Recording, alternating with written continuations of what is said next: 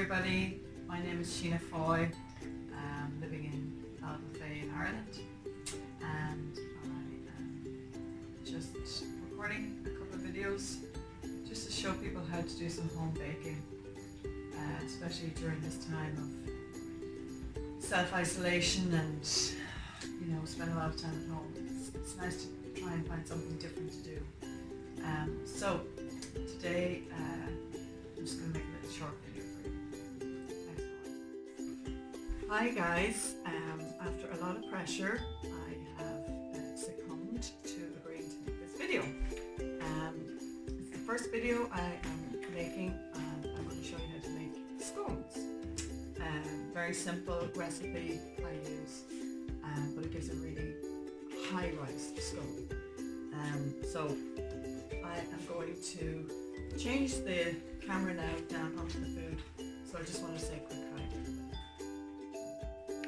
I have my bowl here sitting on my weighing scales. This is a digital weighing scales. It has a 0 out over here, and then you can change it to units over here, and you can change it from grams to milliliters, fluid ounces to pounds and ounces, which we use over here most of the time.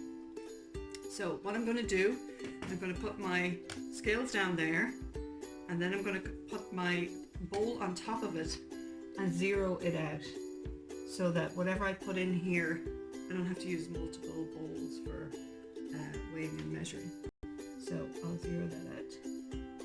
And I'm going to use a Polish flour in this scone recipe.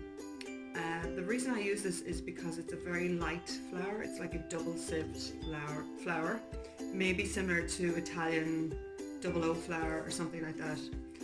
If you can find that in your shop. If you can't, it doesn't matter. Plain flour is totally fine. So I'm going to measure in here 500 grams of plain flour.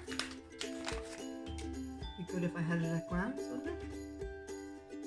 There we go. I double up because there's so many people in this house, and also I find it really handy to have a bunch of scones in the freezer, because they keep really well if you freeze them the day you cook them. So don't leave them out for another day. Just Ziploc bag them and freeze them the day you cook them. Otherwise they're just not they're not as fresh if they're a day old or something like that. So the next ingredient I'm going to use is called cream of tartar. In old recipes that I used, so I'm just going to use like a level teaspoon, probably more like a heaped teaspoon, two cream of tartar. In old recipes that I would have used for scones, they didn't have cream of tartar, and I think that this is the magic that makes the super rise. And the second thing I'm going to use is bicarbonate of soda. For any Americans or North Americans listening in, I think that is what you guys call bread soda, I think. Or maybe it's the other way around. Maybe you call it bicarbonate and you call it bread soda. I'm also going to add some sugar. And this is the nice thing about this recipe. I'm going to zero out the scales again. You only need 25 grams of sugar. So it's a really light scone recipe. Especially if you want to reduce sugar diet. I have a friend who's a diabetic, and she loves it whenever I make these scones because they're suitable for her. I'm going to add a pinch of salt, and I'm going to add zero out again and add 125 grams of butter. I like to use real butter because I just like the flavour of it. For some reason I can taste it when it's margarine or a substitute. So roughly, it's a little bit over, but it's fine. So at this point I would use my mixer to pull all this together, but for today's purposes I'm going to show you how to do it by hand. So you're basically rubbing the butter into the flour, okay? The reason I poured all the ingredients in first is because I normally use my mixer. Technically you should just do this with the butter and the flour, but I forgot about that, so it's okay. And I think think that's the whole message I want to get across in these videos is take it easy. Like, it's not science and it doesn't have to be perfect. I think the biggest, single most thing I've noticed with people not baking is fear. Fear, what's the worst thing that can happen? You just make a bags of it and you try again the next time. So I have already made mistake number 1 and thrown everything in here, but it doesn't matter. Liam's over there now.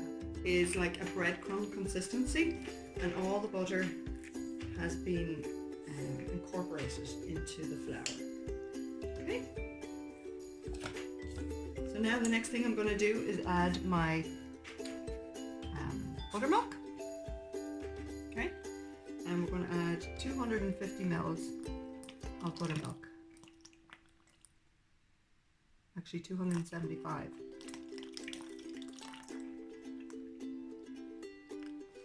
And we're also going to add an egg, which I forgot, so I'll come over here and get.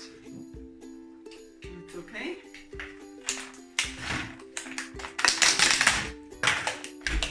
This is where you need an able assistant to fetch. Not right, Liam. Okay. And then you're just gonna basically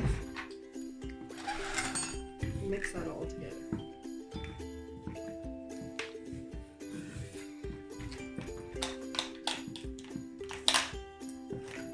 Okay, you're just going to bring it all together until you have a nice wet dough.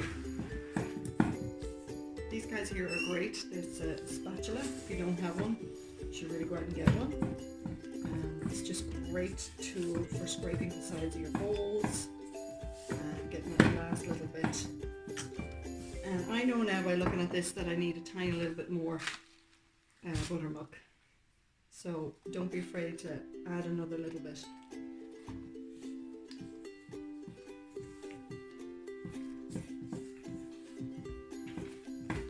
Okay.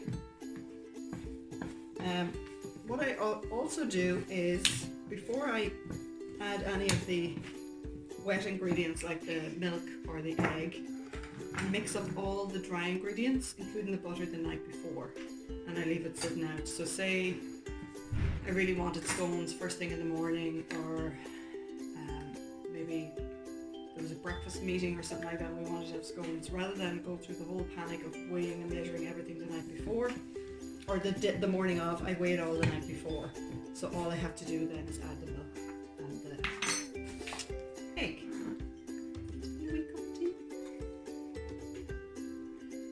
So now the next step is you flour your surface. Good bit of flour, don't be afraid. This is one that the little ones love, but it never always ends up in the right place. But that's okay. That's the other thing I would encourage you all, is to allow your little ones to make mistakes too. Get them in the kitchen as early as you can, as young as they can, as you can get them there. And even I think we had little ones that used to sit up here beside me whenever I used to bake, because, and you're just going to put another little bit of flour on the top and flour your hands. So the earlier you get your kids involved in baking, the less fear they have, and you allow them to make mistakes. Oops, phone is ringing again, so I'm just going to decline. So this part here sometimes freaks people out, but if you use the heels of your hands push in and the fingers of your hands to pull back, and it's a very light touch that I'm using to do that, right? So in with your thumb, heels, turn, in and flick back with your fingers. All the time you're putting a little bit more flour on there. And that's basically it. Look at it. It's like it's ready now. I don't use a rolling pin or anything like that. I just use the flat of my hand, and sometimes I push the two hands together for extra weight. Dip my hand in flour again just to make sure that I'm not sticking. Make sure this is not sticking either. now we're ready to cut. I just use one of these little red cutters. I have a set of them. If you don't have them, you can use the up end of a cup, like one of these lovely jobs. I already have my tray ready. I use these plastic sheets. Now this is completely horse, but I'm waiting for them to come back in to the shops to get new ones. When they come in, I buy about 6 or 8 of them at a time because this brilliant. It means you don't have to line your tin. So you're going to use your excess flour to just dip your cutter into, because if that's sticky then it's hard to get it out. You're just going to dip in like that and then put it on to, I'm just going to tilt the camera slightly this way so you can see what's going on. Okay, so dip in and put it over here, okay? And you just keep going like that until you have a good chunk of your mixture. Try and always cut from the outside first, moving in then to the middle so there's less waste. Although you are going to, we're going to bring it all together again, so don't worry. I think that's it. Now, Liam doesn't like cherries, so we did those ones plain. I love cherries, so I was dreaming about having a cherry scone this morning. So how do you sort that out? You just go in. So I cut them in half, and try not to work them in too much because you'll change the colour of the dough then to kind of ready colour. I love cherries, so I'm going to go all out and use a heap of them, because there's nothing worse than thinking you're having a cherry scone and you get a half a cherry in it. Not right, Liam? And there you go. Last two.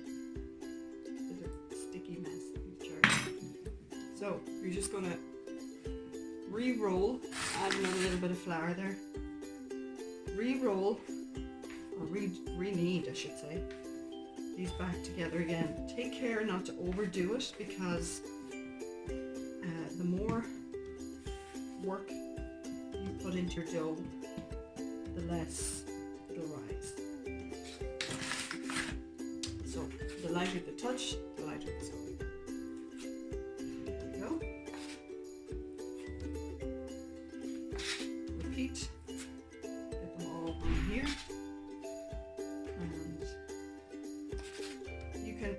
Make any addition to this scone recipe that you want. You can use raisins, you can use coconut, which we have discovered recently is absolutely delicious. You can also use apple, cinnamon, whatever you want. Recently, around Christmas time, I discovered that if you use fresh cranberries and fresh orange, so for the last one just rub it together in your hand, because it's really quite impossible to use all the last bits. So this is the ugly one, but you know what, it's still delicious. So fresh cranberries, orange zest into the mixture, and it's just delicious. It just tastes like Christmas. So the next step is we're going to coat the top of each of the scones with a little bit of milk. Some people use egg yolk at this stage, but you know what, milk does the same thing. And this just takes the dull colour off your scone when it's cooked to a nice golden gleam. I'm just using ordinary milk. I'm not using buttermilk for this. Yeah, so that's it. We're going to throw these in the oven. This is the next secret. Your oven has to be super, super hot. Put it up to the highest it'll possibly go, and put them in at the very top, and then turn it down maybe like 5 or 10 degrees. That's all, not a lot. And then, you know, every oven's different. I usually remember to turn mine around halfway through because the back of my oven is hotter than the front. So I'm just going to pop these into the oven, and I'll show you is my oven over here. I'm just going to pop it in at the highest I can go. And we'll leave it in there and come back. So, hey guys, about 5, maybe 6 minutes have passed, so I'm just going to check the oven now and see how our scones are going.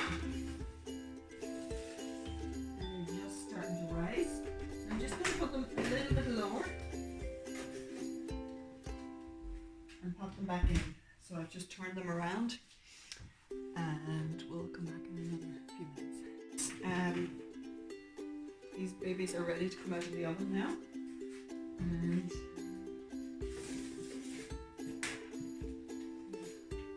just have a look and see.